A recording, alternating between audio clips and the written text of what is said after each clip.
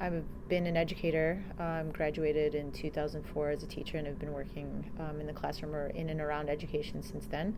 I've worked in classrooms. I was a co-founder for Detroit Minds and Hearts, which is a Muslim religious organization for youth empowerment, and then also the coordinator of Detroit Future Schools. And I think, Okay. yeah, that's it. And what was the inspiration for creating Detroit Future Schools? Sure. So I was working in the classroom at a charter school in Detroit. Most of my professional career has been in charter schools, and I was having a lot of tension around administrators and people thinking education had to be a certain way, like basically skill and drill for at-risk students, and I didn't agree with that. I believed that they had a lot of life experience, and the work that we're asking them to do should reflect their own stories. In the middle of the year, somebody recommended that I apply for this position for an education specialist for Detroit Future Schools, which was just the idea of integrating digital media into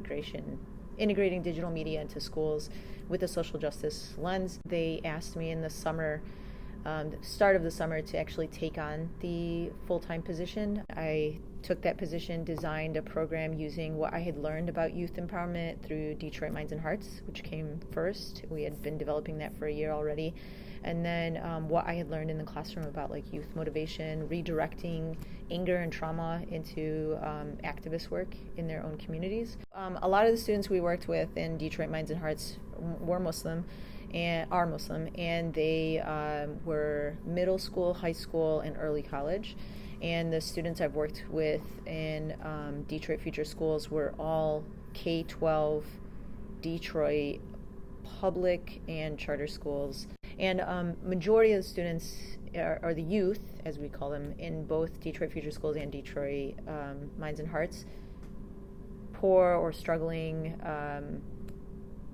immigrants, African Americans, Latino, in some way, shape, or form, like a minority. What would you say was the most significant accomplishment of working with, Detroit Future Schools and also Detroit Minds and Hearts? The objective for me personally is always to create self-sustaining programs, and in the idea is like they don't need us to lead them. We light a fire for them that is self-burning. And a lot of students talk about their lack of power and their lack of agency within the confines of schools or in their communities, and even teachers within their profession. So giving them back a sense of power, and not just sense of like actual power, like let's design a project, let's execute it, let's design it the way that you think is in the best interest of the students in their communities. Can you give some examples of the type of empowering projects that the youth worked on? Oh my God, you're taking me back. So with Detroit Future Schools, a project that comes to mind is students at Western,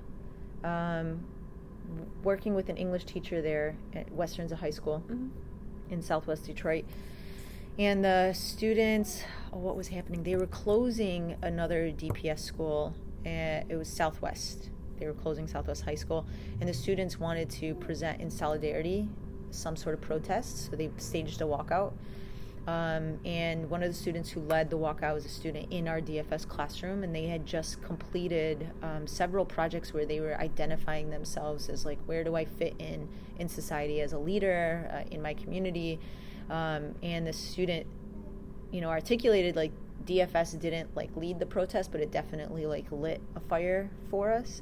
And the protest actually made national news. Kids got suspended. It led to this whole other thing, like Detroit Future Youth then got involved with like documenting the media because the kids were harassed essentially.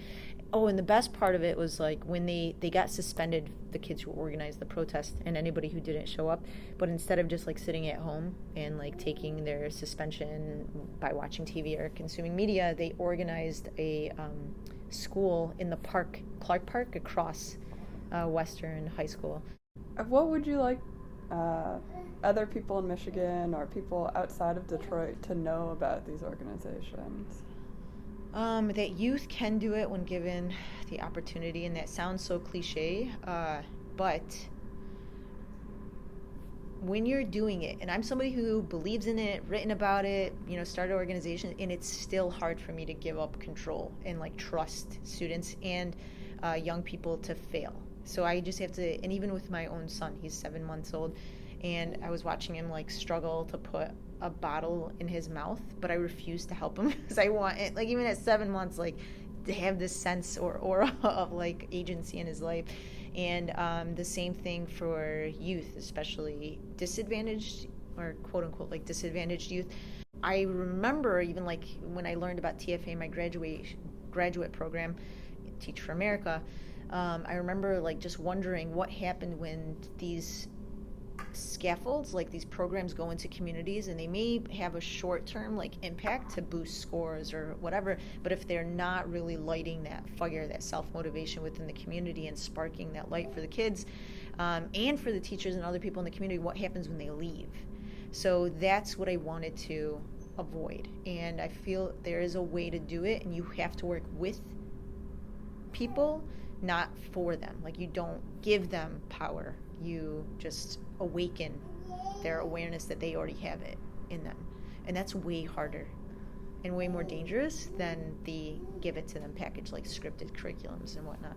And so when we came in with like, how do we take back our own story within Detroit, that really matters. And in making media, we're making the story, we're taking control over that.